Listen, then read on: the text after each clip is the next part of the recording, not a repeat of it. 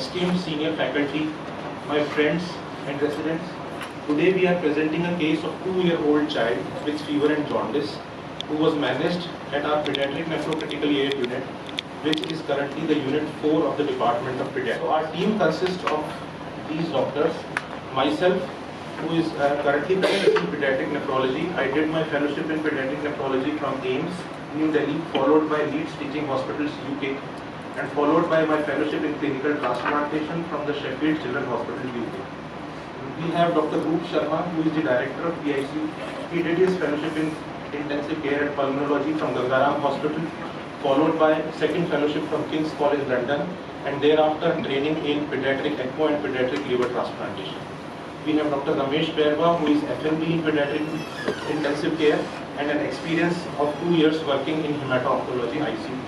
Dr. Sandeep Ray, who is done his fellowship in pediatric emergency medicine from AIIMS New Delhi. Dr. Bhanu Pratap, who is also pediatric intensivist from AIIMS from Gangaram, New Delhi, and Dr. Sunita Sattavan, who is practicing pediatric nephrology along with me.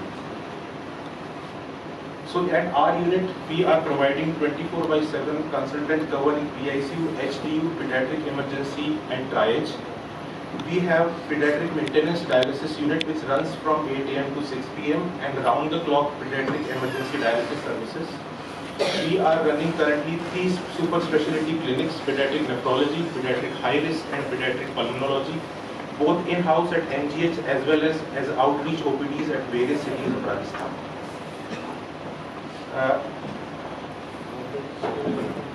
Sir, Alwar, Jhunjhunu, Kota, and now next Agra. Sir, once a month, and twice a month at the Central Railway Hospital.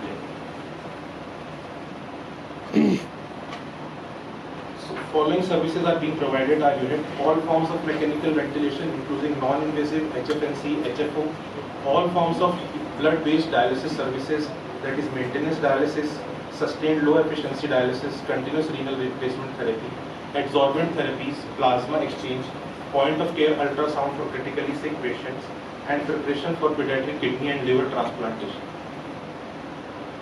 So with the unconditional support of respected Vikas Swankar sir, this unit was conceived in January 2021, and till now, till end of the March, we have managed around 1500 patients in PICU and HDU and performed more than 1000 pediatric dialysis sessions.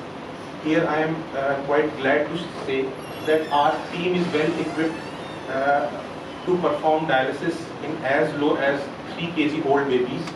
At our center, we have done hemodialysis for a 32-day-old 3.2 kg child, which is so. After performing this, we are the only center in the state who is performing hemodialysis in a 3 kg and above child, and second center of the North India after Gangaram Hospital to perform this. This is not even being performed at AIIMS New Delhi, where I was trained, and even at AIIMS Jodhpur. I would like to highlight the above graphs, specifically the right hand side, where we are having an appreciably good success rate in ventilated patients, in spite of the fact that we are having the referral bias and we are receiving only critically sick patients from the referral centers. Even then we have a good success rate, thanks to the great effort from my intensive care team.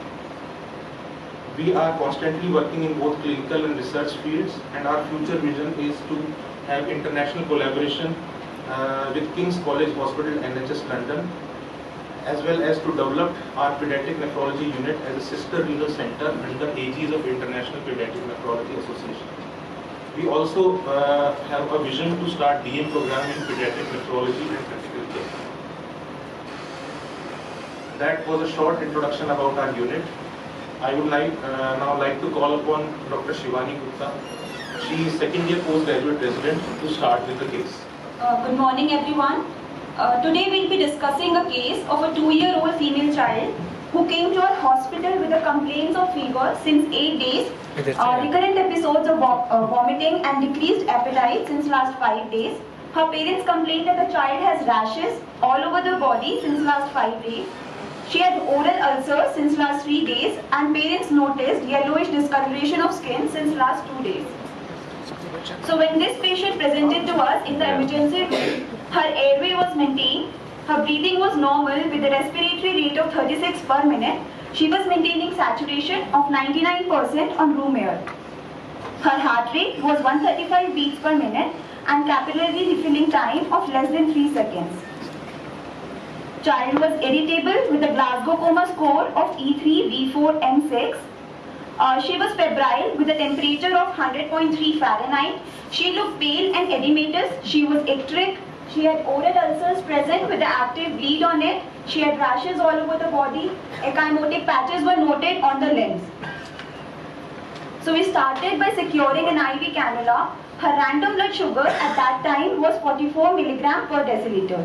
In view of this hypoglycemia, a bolus of dextrose 10% was given and the first dose of broad spectrum antibiotic was also given. After the detailed parental counseling, patient was transported to pediatric ICU. Meanwhile, we took the remaining history from the attendants. There was no past history of jaundice, no history of drug intake or any blood products, no travel history, no history of any other illness or hospital stay in the past, no history of any passing of clay-colored stools. Child was immunized as per the National Immunization Program for the age, and developmentally also she was normal for the age. Her family history was not significant. She was born from a non-consanguineous marriage and there was no history of any sibling death in the past. On general examination, her vitals were noted. Her heart rate was 135 beats per minute. Peripheral pulses could be well felt. They were normovolumic, normal in rhythm. No radio-radial delay or no radio-femoral delay. Her blood pressure was 102 by 64 millimeters of mercury, measured in right upper limb in supine position, which was normal for her age. Her temperature was 100.3 Fahrenheit, that is, the child was febrile. Her weight was 12.5 kgs and length was 88 centimeters. Again, these both values are normal for her age. She had pallor present, icterus present, there was periorbital puffiness noted, pedal edema was present up to the knee joint, which was of pitting type. There were no lymphadenopathy, generalized petechial spots were noted, ecchymotic patches were present on the limbs, and there were oral ulcers. Moving on to the systemic examination. Sir, submental, submandibular lymph node. So there were no lymphadenopathy, no signal.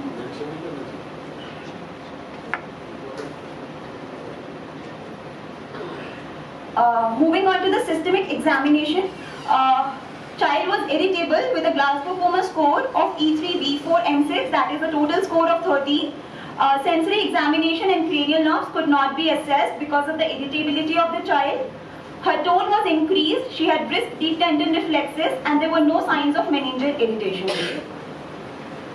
On per abdominal examination, her abdomen looked distended with transversely slit umbilicus. On palpation, there was tenderness present in the right hypochondrium. The lower border of the liver could be felt 4 cm below the right subcostal margin in the mid-clavicular line, that is, the liver was enlarged with rounded margins and smooth surface. Consistency was not well appreciated because of the presence of abdominal wall edema, and spleen was not palpable. On auscultation, S1, S2 could be heard. There was no audible murmur. Bilateral entry was equal. Fine crepitations were present over the left upper zone and coarse crepitations in the right lower zone. So to summarize this case till now, we have a 2-year-old female child who has come to us with fever, vomiting, rashes and oral ulcers. She looks pale, icteric, she has periorbital puffiness, pedal edema, generalized petechial spots and ecchymotic patches. She is irritable, her abdomen looks distended, there is tenderness in the right upper quadrant and liver is enlarged. On the basis of the history and the examination findings, I would like to ask residents what can be the differential diagnosis of this case, if anybody would like to answer. Moving on further, in this case, at the time of admission, the parents were carrying some of the investigations that they were advised by a local practitioner, which was suggestive of prolonged prothrombin time of 98.3 seconds. Her INR was 5.6. Her hemoglobin was 6.8 gram per deciliter. Her platelet counts were 78,000 per microliter. Her total bilirubin was 4.6 milligram per deciliter, of which direct was 3.8 milligram per deciliter. Her serum transaminases levels were raised, SGOT of 5496 and SGPT of 2534 units per liter. These are the investigations that we did in our hospital. These were suggestive of again low hemoglobin of 6.9 gram deciliters, platelet count of 70,000 per microliter. She had hyperbilirubinemia with a total bilirubin of 5.3 with a direct of 4.7 milligram per deciliters. Her serum transaminases levels were raised. She had SGOT of 6393 and SGPT of 2979 units per liter. She had deranged coagulation profile. Her prothrombin time was prolonged, 103.4 seconds, and INR was 8.56. Raised ammonia levels of 103 micromole per liter. Her creatinine was 1 milligram per deciliter, which is again raised for her age.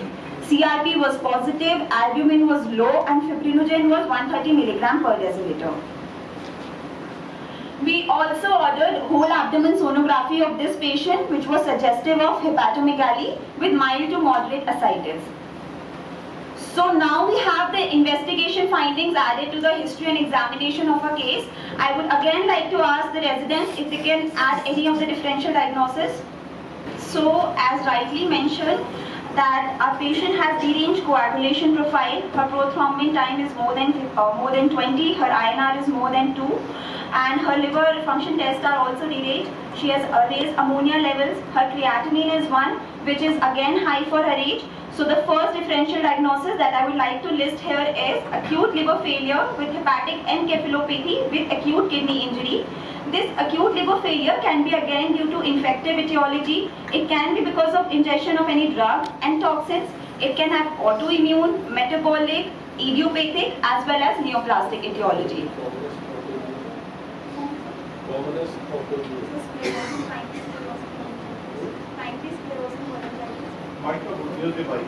Primary sclerosing cholangitis.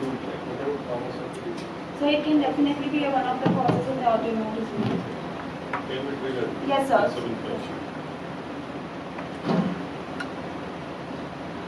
The second differential remains the same as we have mentioned in the earlier slides also, that the child may be in sepsis which has secondarily involved the liver. Thirdly, as the child has thrombocytopenia and raised creatinine levels, the child can have hemolytic uremic syndrome. As the patient has no history of ingestion of drugs and toxins, so we can rule out this etiology here only. Also, according to the clinical history of the child, and there was no significant past history of this patient, metabolic causes were unlikely, but we still planned a detailed workup for this patient. And as the ultrasonography findings reveals no any significant finding which is suggestive of neoplastic causes, so we ruled out this etiology also. Moving on to the other investigations that we advised in our hospital. Her markers for the viral hepatitis were negative. She was dengue negative, scrub typhus was negative, leptospira, brucella, vital, CMV, EBV and TORCH profile were negative. She was COVID negative and her swine flu reports were also negative.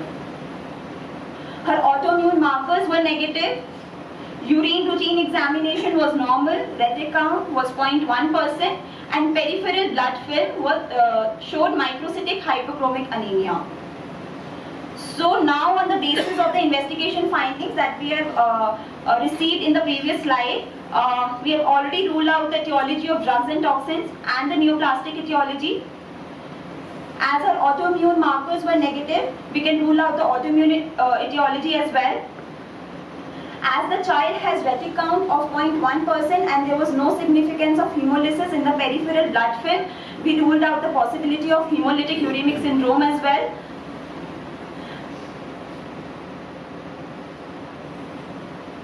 So now, till now, we have discussed the case and some of the investigations. So we are left with the two probable diagnoses. These are, number one, acute liver failure with hepatic encephalopathy with acute kidney injury, or the patient has systemic sepsis that has secondarily involved the liver. To discuss the management... one of your differential diagnoses is systemic sepsis, yes. But you haven't mentioned any cultures. So the culture reports we got after like 48 hours, so that we... So you should have said that we had sent cultures and the reports were awaited. Okay. Otherwise, with your second differential diagnosis being systemic sepsis, your workup seems to be incomplete. Yes, sir. So in the exam also, if you want to do something but you are not able to do it, so many a time the patient refuses a per rectal or per vaginal examination, then you must say, I wanted to do PR or PV, but the patient did not agree, and this is what I was looking for. So you have to show your intention also. Excuse me.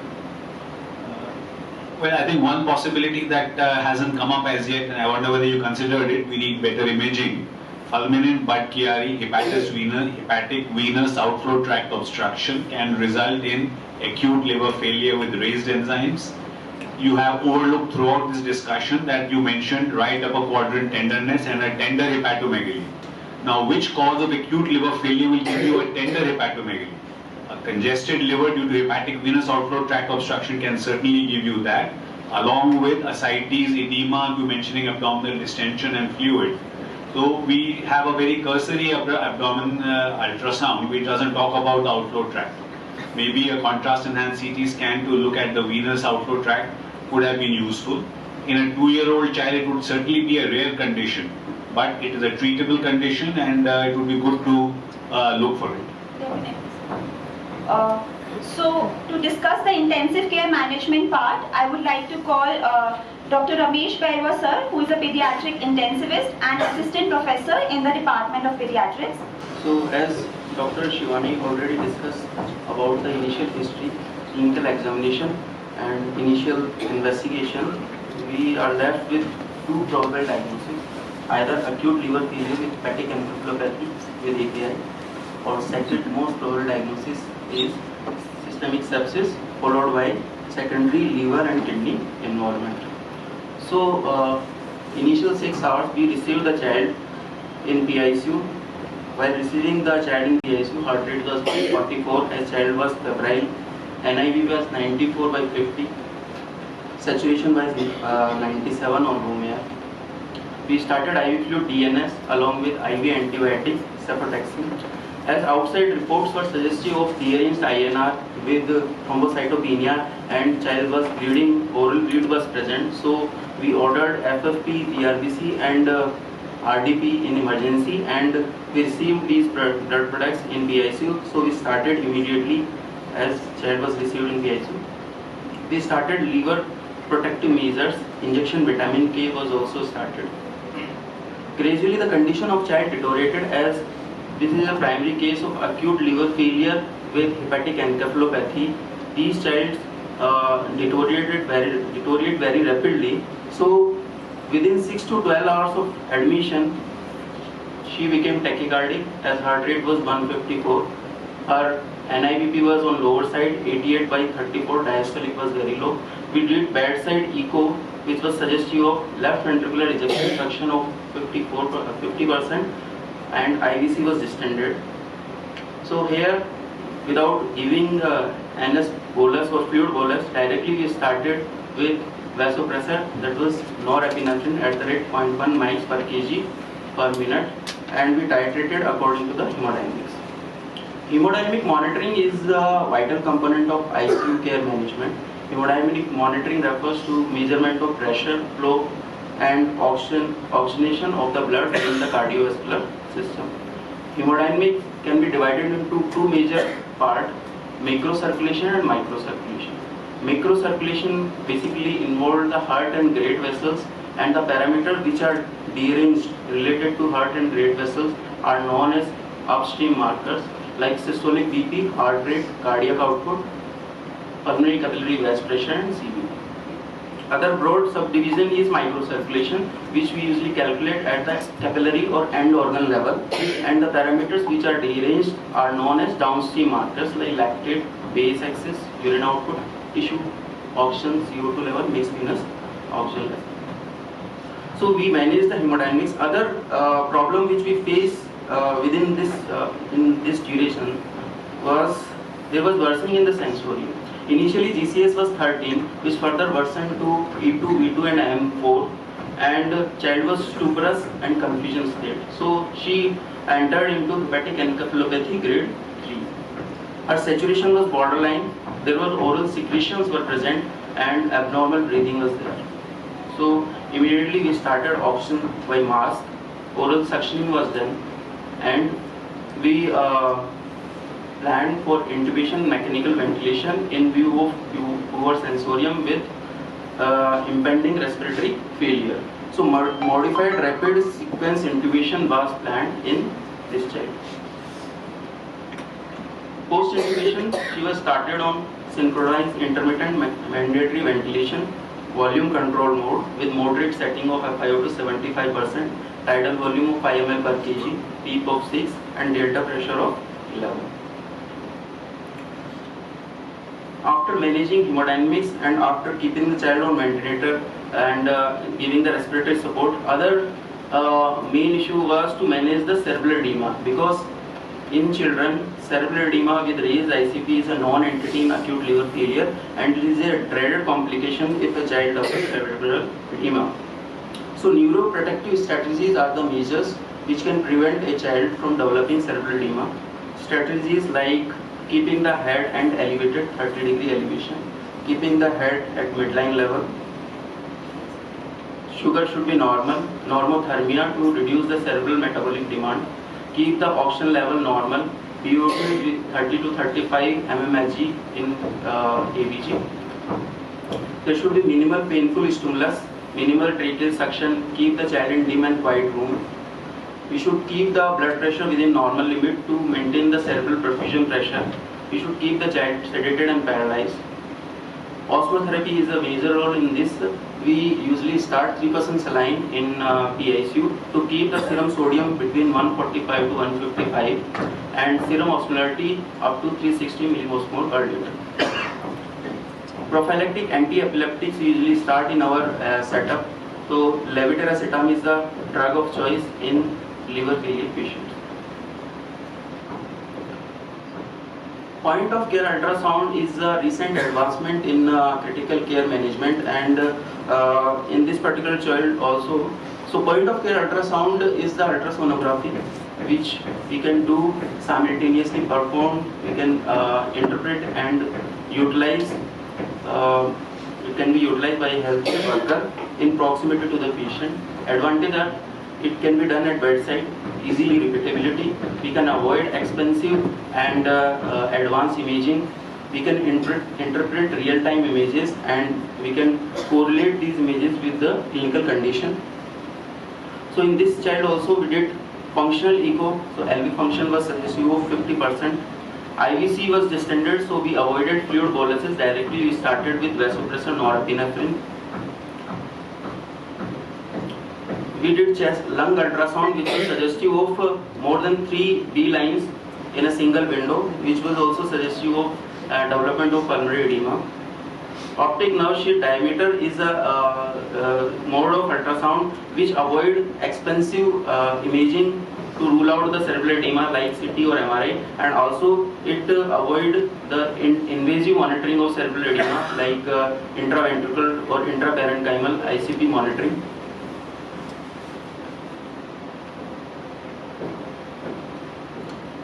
These type of critically ill patient, we required multiple inotropic support, multiple infusions for sedation and paralytic agent, along with 3% saline, NAC infusion. So with peripheral cannula, it is not possible to manage these kind of patients, so we required central line. So ultrasonographically we inserted right internal jugular vein. As this child was hemodynamically unstable, so we did arterial blood pressure monitoring, and according to that we titrated the norepinephrine infusion. So within 12 to 24 hours of admission, we started the treatment sedation, that was injection Midaz infusion at the rate 1 mic per kg per minute, injection fentanyl with the rate of 1 mic per kg per hour. Paralytic agent atracurium was preferred in liver injury. Injection DNS with L-ornithine L-aspartate. Injection 3% saline infusion with the rate of 0.5 to 1 ml per kg per hour. Injection N-acetylcysteine at the dose of 100 mg per kg per day. Injection levetiracetam, cefotaxime, pantoprazole infusion, Amset, paracetamol, syrup lactulose, tablet rifaximin, and ursodeoxycholic acid. As the initial history and the clinical examination is suggestive of primary liver involvement, and there is a deranged LFT PTINR. So we took reference of Department of Hepatology. So I would like to call Dr. Karan. He is assistant professor in Department of Hepatology and Liver Transplant. So I have two comments to make. I'm not a pediatrician by any stretch of the imagination, but why was platelet transfusion given? So because there was, 70. although platelet count is 70,000, is not that much low, but child was actively bleeding and in emergency, so we immediately ordered platelet there only. So I would have thought that you have evidence of significant derailment of the hepatic functions. I would have thought of Both components were there, sir. PTINR was also deranged and the platelet count was also lower side. So in this much of deranged PTINR, if there is further bleeding, internal bleeding, so to prevent internal bleeding like intracranial bleed or intra-abdominal bleed, that's why we gave the products. Yeah, and my second question is, of course, the third generation cephalosporin was started, but Yes. one of your diagnoses was systemic sepsis. Yes. And cefotaxime is being used so rampantly in the periphery and in every hospital that the resistance, at least I remember data from SMS, 90% resistance Yes. of the gram-negative bacteria. So I would have probably So thought of a better antibiotic. Although CRP was 62, initial CRP, but we did procalcitonin that was negative, 0.5 nano. So we continued with cefotaxime and we waited for culture report. Sir, answering your first question.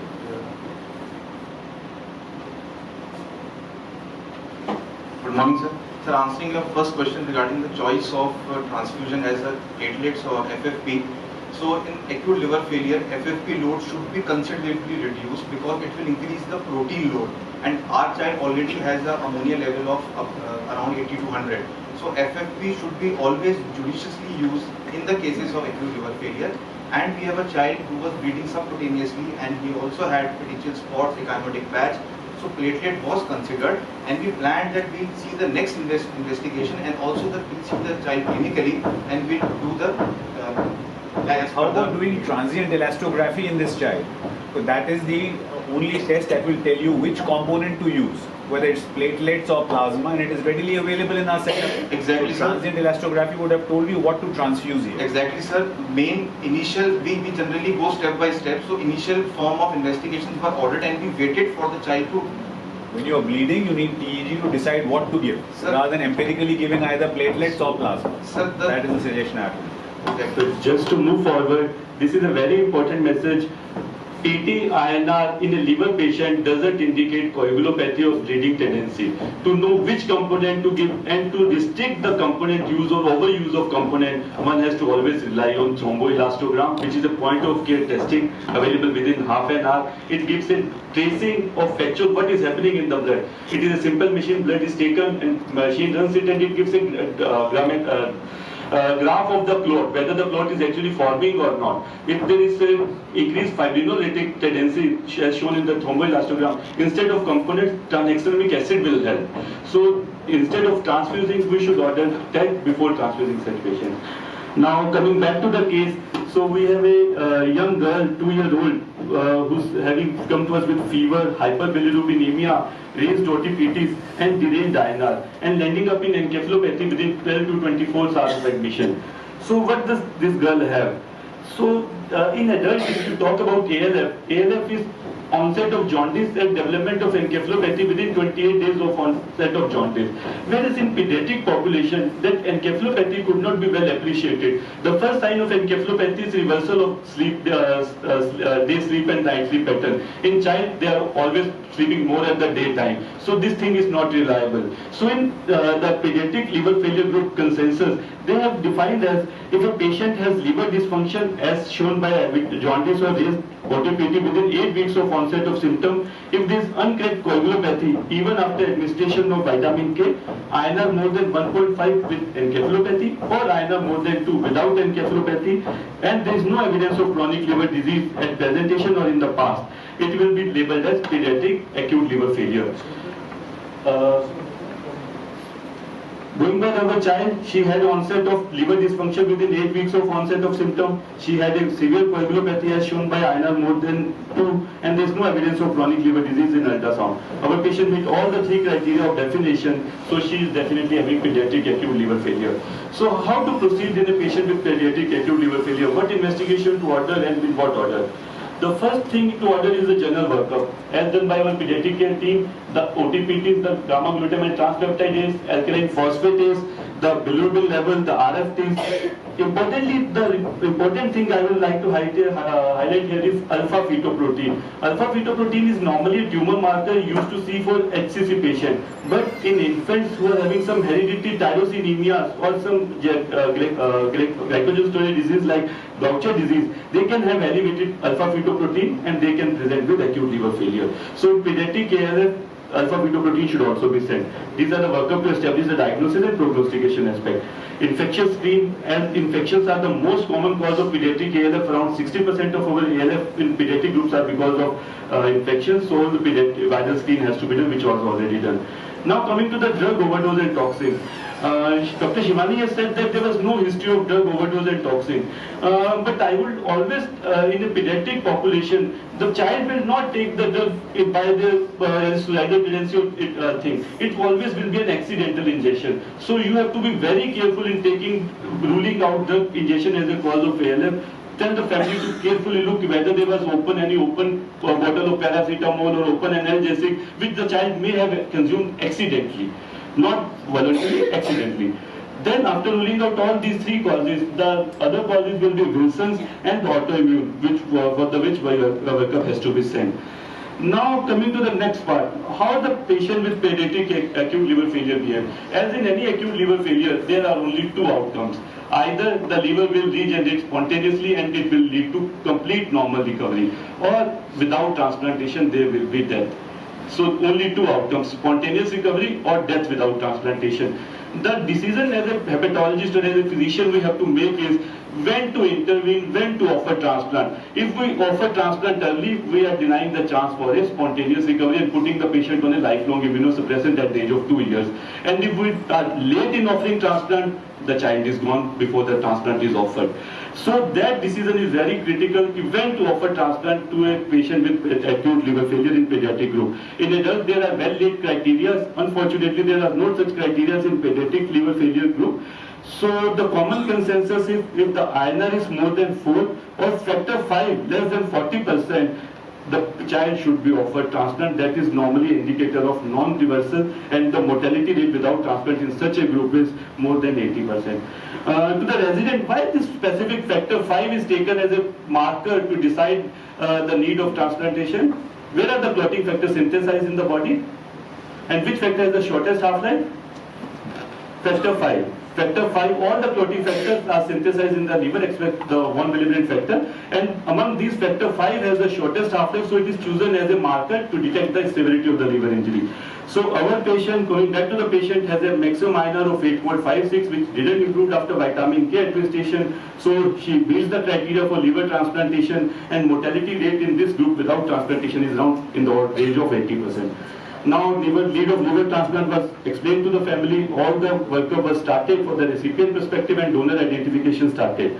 Meanwhile, we are working up, which will take another 18 to 24 hours. There are some optimization challenge. Patient had hyperammonemia, as shown by ammonia level of 104. But fortunately, there was no feature of cerebral edema as such. ONSD, the optic nerve sheath diameter, was still less than 4 millimeters, suggesting there is no edema at present, but it can eventually develop. So first challenge is to take care of hyperammonemia by giving anti-ammonia and anti-edema measure, so that there should not be cerebral edema which can lead to brainstem herniation. Second is the patient is having acute kidney injury as shown by the slightly elevated creatinine and urea level. And third is sepsis, which was initially thought of a cause, but normal procalcitonin level, and by the time I see the cultures were negative. So we have to prevent and treat sepsis so that the patient remains fit for transplant. Now for this thing, I will like to hand over the case further to Dr. Yashu for taking We saw that apart from the primary liver involvement, the second organ which got involved was kidney. The creatinine was 1. It seems to be that it was a mild derangement, but if we look at the pediatric population, the serum creatinine normal for that particular age is 0.3 to 0.5 milligram per deciliter. So it was almost a 300% increase in the serum creatinine. And urea also increased. Serum albumin was 2.5 milligram per deciliter. So the patient at this time had normal urine output of 2.5 mils per kg per hour with a raised creatinine. So it is an important finding which I want to share with the residents. So it was a non-oliguric form of acute kidney injury, which is the earliest presentation in children who present to pediatric ICUs with multi-organ involvement or are critically ill. The kidney injury starts with the pre-renal component due to hypoxia, hypovolemia, and then kidneys are involved lately. So the inference was that urea creatinine ratio, which is an important concept which we use in pediatric population, was 52. Up to 40 is considered normal. When it starts increasing above that, it is a clear marker that pre-renal involvement has already happened. We estimated the GFR using the pediatric criteria, which is the modified Short's formula, unlike adults, where we use CKD EPI formula, of which both online calculators are available. We found that eGFR was 36, which was also 1/3 of the expected. So we started the initial management, which included maintaining a fluid balance, input-output charting.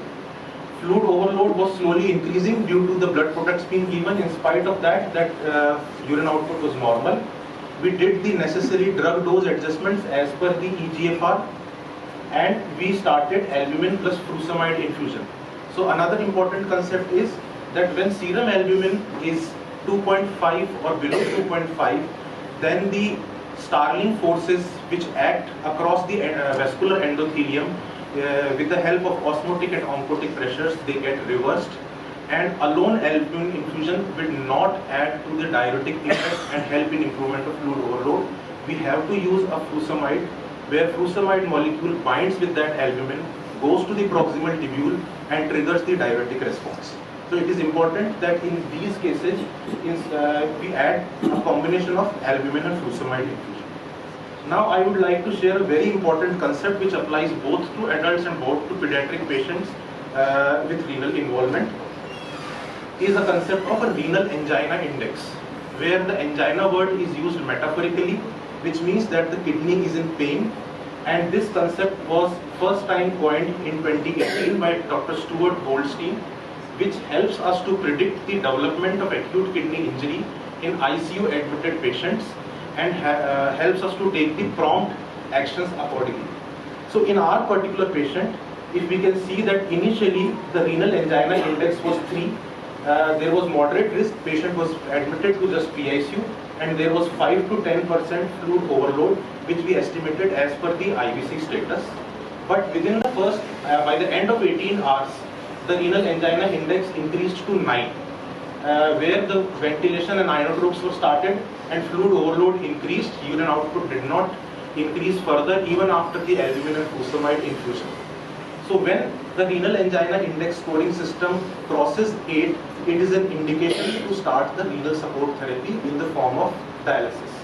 So we initiated the dialysis looking to the increasing fluid overload, high possibility of developing cerebral edema, hyperammonemia, and worsening of renal angina index over first 18 hours.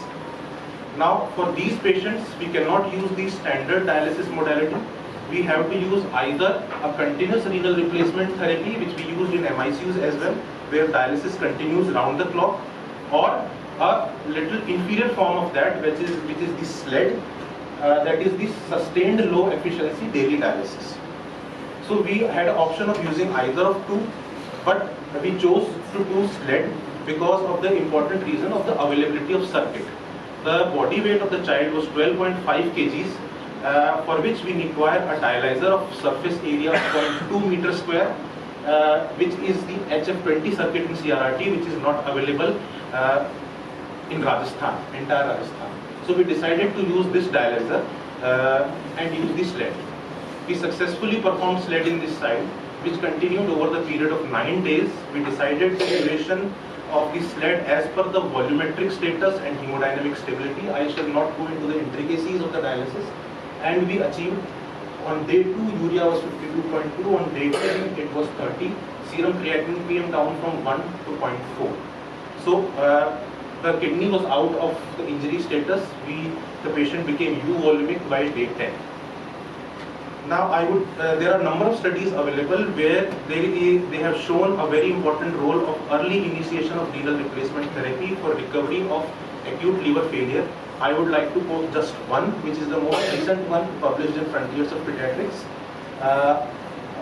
They gave the clinical summary guidelines of what to be followed and what prescriptions to be made in a case of starting RRT in acute liver failure. The key points are: early initiation of renal replacement therapy is helpful, especially to bridge the liver transplantation in patients with ALF. Duration and frequency of dialysis is to be individualized on the basis of volumetric needs and hemodynamic stability of the patient. And combination of renal replacement therapy and therapeutic plasma exchange may be used in the treatment of AKI with acute liver failure, depending upon the etiology of the case. So this was the nephrology perspective in this patient. By this time, we had stabilized the patient. We had done the hepatology and nephrology intervention. So for discussing the case further, I would like to call upon Dr. Roop Sharma, who is a pediatric intensivist at RU. So may I suggest that we go a little quick, like to finish by 10 or just a few minutes over. Good morning, everyone. So, by this time we have a child who was admitted with acute liver failure. Hepatic management, medical management was ongoing. He had a session of dialysis. Ammonia levels were improved. So, just to continue forward, I would just like to indicate some investigatory parameters. The platelets improved, the bilirubin reduced, SGOT-PT, that is liver markers, were reduced significantly, and most importantly the PT-INR came to normal. Now after 7 to 8 days the child had ventilator associated pneumonia. The child secretions increased, there were pooling of secretions, and plus microthrombus also came out from the endotracheal tube. So thinking of sepsis, and where CT scan was performed, and CT scan clearly mentioned that there were bilateral consolidation and there was a picture of pneumonitis present. So for sepsis, the antibiotics were upgraded accordingly. A repeat culture was also sent. There were fever spikes at this point of time. The microcirculation was also hampered. Although till this point all the cultures were positive, we only got some candida in the urine. So fluconazole was added at this point of time. So from 7 to 14 days the child improved significantly respiratory wise and sepsis wise. We maintained the hepatological medical management, hemodynamics were maintained, inotropes were weaned off, renal wise fluid balance was maintained, negative positive fluid balance was monitored judiciously. We also started partial TPN, and gradual slow initiation of feeds were also started with the help of gastroenterologist, and hematological profile was stabilized. Now on 15 to 26 days the child was still on ventilator and he required ventilation. So as a protocol, after 14 days the child was offered tracheostomy after the detailed counseling and consent by the father. The child underwent the procedure of tracheostomy on 23rd, that is day 17th of admission, and was weaned off significantly and successfully on day 8th of the procedure. Regular physiotherapy of the chest was continued. Again, looking at the investigations, day 20 and day 28 of the investigations were significantly normal. The child was gaining weight. The nutrition was also taken care of. So all of us might be thinking now, what is the diagnosis? We haven't told you that what exactly was the cause of the acute liver failure, as all the investigatory parameters were negative. So acute liver failure of unknown origin, this is a new term which was coined by WHO in association with CDC and various countries around the globe in 2021 and 22. There were many cases. So there were many cases like this which were identified around the globe, mainly in Europe and US, and every marker was negative. So they have coined the term unknown origin, but adenovirus was positive in most of the cases there. Mortality rate without liver transplant is generally 78 to 80% in these kind of children.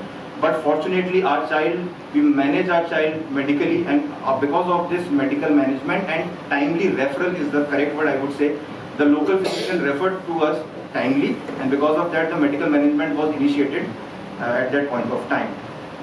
So rehabilitation with the help of occupational therapy department was continued, physiotherapy was continued and explained to the parents as well, and the discharge was followed and follow-up was planned.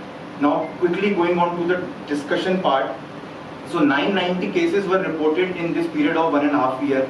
5 to 8% underwent liver transplant, and adenovirus was the main culprit in these kind of children who had acute liver failure during this phase. Adenovirus was taken either from the blood sample PCR quantitative analysis or the liver biopsy. We also offered the liver biopsy to our patient, but the father refused that he don't want to undergo the liver biopsy. There is also a possibility of co-infection with COVID. So 50% of these cases also had COVID infection. Fortunately, our child was COVID negative, and thus this WHO suggests that all children with acute liver failure should also be screened with COVID till date. So few points for take-home message. Early recognition and referral is the key here. Medical management plays an important part. Early renal support should be offered, and role of renal replacement therapy in liver failure is also important. Long duration of PICU stay will be there, so you have to be very, very cautious, and the proper counseling to the parents is required. Otherwise, father will ask you every day that when the child will get better. And lastly, multidisciplinary approach is very important. I am very happy to inform to the house that out of 2 abstracts which were sent to the first international conference of critical care and nephrology, which will be organized in London in July, 2 of our abstracts have been accepted, and out of those 2, this case is the 1 abstract. So it's a matter of pleasure for our team that it is presented here. And this is the latest video of this child which was requested by the father, and he sent us 3 days back. I would like to thank all the involved departments and the CCR committee for giving us this wonderful opportunity. I think there cannot be better journey what your department has done. We are really proud of the department. What is job? She would have not survived anywhere else. Is what I think. Great job by you, by your team, and other. Thank you. Any final comments from Dr. Saraswat or Dr. Karan or one of our pediatric colleagues? I think I must congratulate the department for an excellent overview and management of this patient at every step. A couple of things that you might have done slightly differently if this had been an adult patient. What we're looking at was, you rightly mentioned that renal support is very important. CRRT started early for hyperammonemia has a role in preventing cerebral edema progression. Sir. However, I think for renal support, I would have loved to know what the urinary sodium values were. That's a very good way of indicating what is happening to the tubules and the nephrons. And also, whether you considered the use of terlipressin, because before you have gone on to establish structural kidney disease support with dialysis, a functional renal failure is something that needs to be considered in these children. They will have low urinary sodium. And the renal artery resistive index, I know in a 2-year-old child to look at the arcuate or the intercortical arteries is difficult, but with your POCUS and the other things it is possible to assess. So then a trial of terlipressin might have actually given you a good urine output, a decline in the creatinine, and avoided the need for renal replacement therapy. I don't know what your thoughts would be on that. Sir, first of all, the creatinine was 1. So as per EGFR, I told that it's 36. So as per the pediatric AKI staging, it's stage 3 AKI already. At that juncture, calculating the fractional excretion of urinary sodium doesn't hold much relevance, first of all. Not any, just look at the urine sodium excretion, absolutely, and how it responds to your interventions. And I think the renal artery resistive index will tell you that there is poor perfusion and vasospasm. Renal artery vasospasm, which is the sine qua non for hepatorenal syndrome and which reverses very nicely with terlipressin. And so secondly, regarding with terlipressin, currently KDIGO guidelines, the terlipressin has not been approved in pediatric population, that too in the toddler age. So that's a limitation.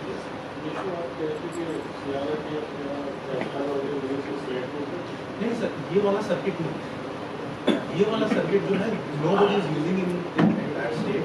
And other states they are using? No, no, sir. HF20 circuit, they are imported only on demand. Sir, And the demand is so less, तो जैसा अभी मुझे चाहिए तो अभी नहीं मिलेगा. I need to tell them in advance, and its expiry date is also short. So very few centers, maybe Gangaram and one or two in the south, they are arranging that particular circuit. CRRT is used rampantly, but not this particular circuit. Sir, in fact, after working for 1.5 years in UK, in King's College London, sir, out of I think 80 patients which I have seen of liver transplant, 20 of them required CRRT, and HF20 circuit was only used in 5 of them. There are two school of thoughts. Many nephrologists use HF20 circuit in CRRT, and others use the SLED. So it entirely depends on the pediatric nephrologist and his choice. The discussion we have जो meeting with this में SLED use करेंगे. Yes, sir. And sir, even the company says that you cannot use this HF20 circuit beyond 7 kgs, so that doesn't apply for our child. But the procurement is a problem because this circuit costs 18,000, and we don't know that how much use we get it. So this is a company issue, I think. Even the SLED dialyzer, which has a surface area of 10 meters square, we are the only center which are procuring that from the company because we are using more frequently, so we are getting that. No other center in the state is using this size dialyzer for the pediatric.